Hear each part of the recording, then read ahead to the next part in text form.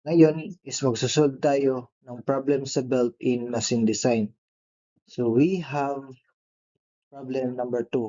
A belt connects a 10 cm diameter and a 30 diameter pulleys at a center distance of 50 cm. Determine the angle of contact at the smaller pulley. So we have the figure here. So we have the large pulley and the small pulley. So ano nga ba yung angle of contact? So the angle of contact is, for example here sa large pulley, yung angle of contact is kung saan yung nagkukontak ang belt sa pulley. For example here. So dito siya nag-start nag-contact. Tapos dito din siya nag-end, nag-contact sa ating pulley.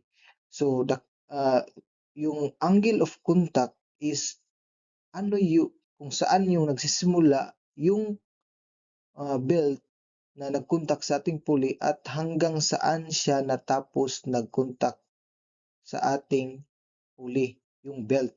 So yun yung angle of contact na i-read, na i-solve natin.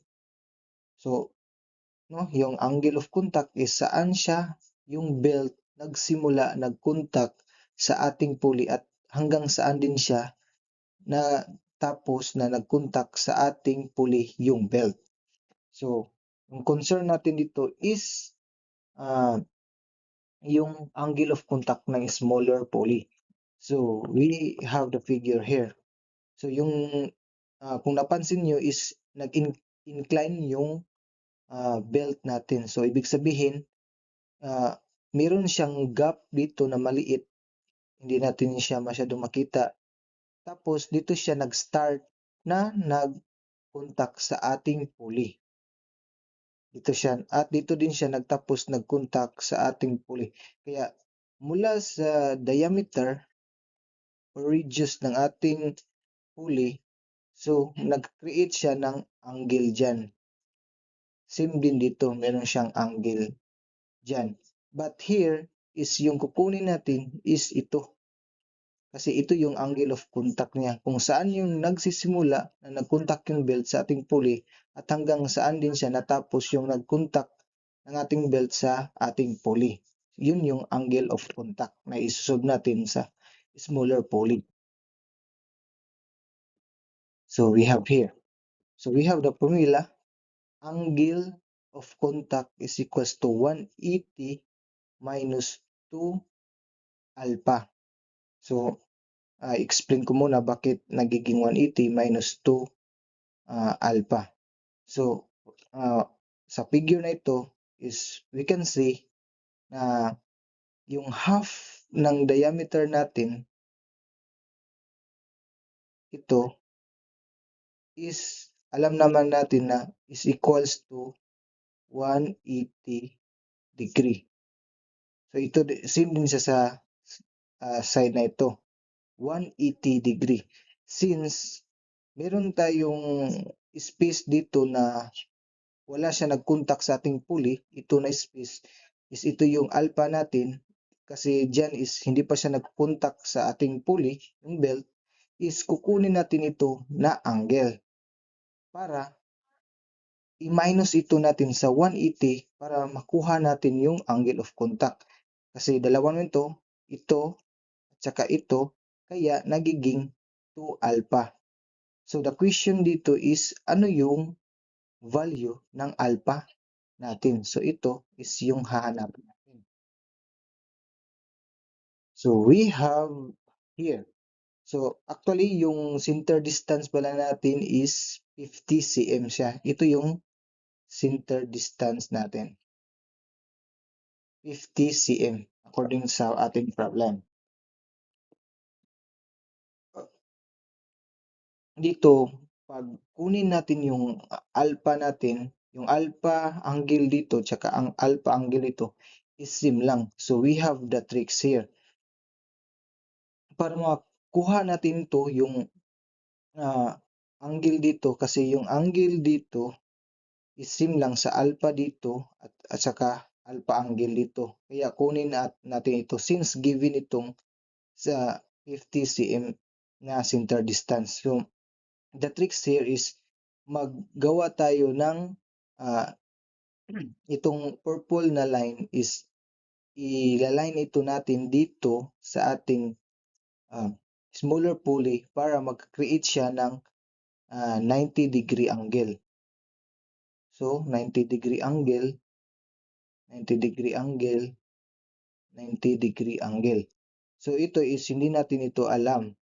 Kaya dito is, since 90-degree ito dito, so ibig sabihin ito is 90-degree. So, ngayon is naka-form tayo ng right triangle. So, madali lang itong kunin since naka-form tayo ng right angle, madali lang itong kunin itong angle nito. So, para makuha ito na distance, no? Ito na distance, yung green nga nilagay ko is simply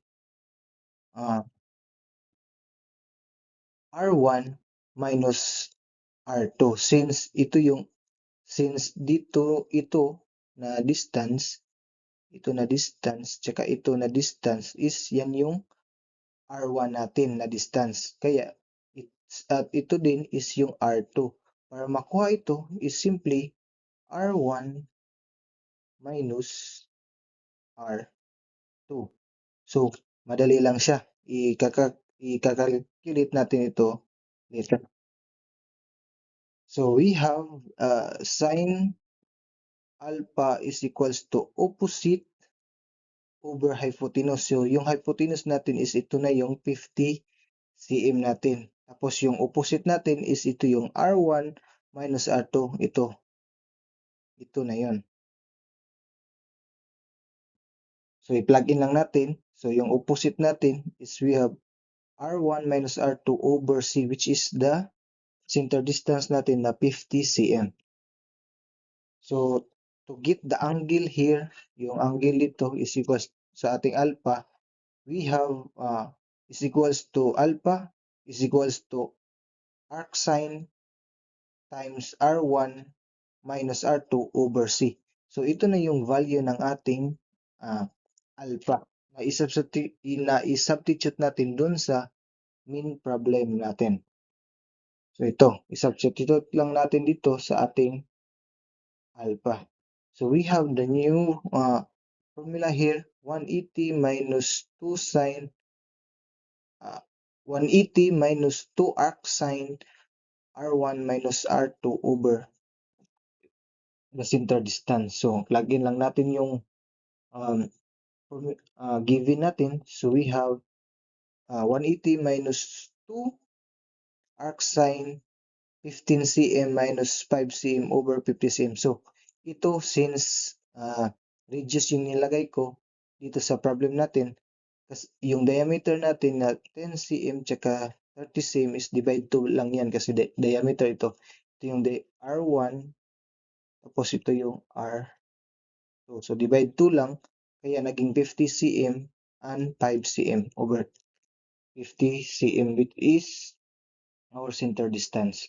So, to calculate, so we have our answer is 156.92 degree. Yun yung angle of contact ng ating smaller pulley dito sa problem. So, ito yung sagot natin sa angle of contact natin dito sa smaller pulley, which is 156.92 degree. Yan yung sagot. So, paano naman kunin yung yung larger pulley, yung large pulley natin? So, simple, ito lang yung formula na gagamitin natin. But meron tayong yung sign is magiging positive na siya. Dito meron akong example here. Magiging positive na siya since dito is yung alpha dito tsaka yung alpha dito is naka-contact naman siya sa ating pulley. Unlike dito is hindi pa siya naka-contact sa ating pulley kaya i-minus natin siya. Kaya yung kanina is minus. But here is naka-contact naman siya sa ating pulley kaya yung 180 dito plus na siya dito sa ating dalawang angle. Kaya nagiging plus sign ito. So, the next problem is we have our problem number 3. So, the next video, see you.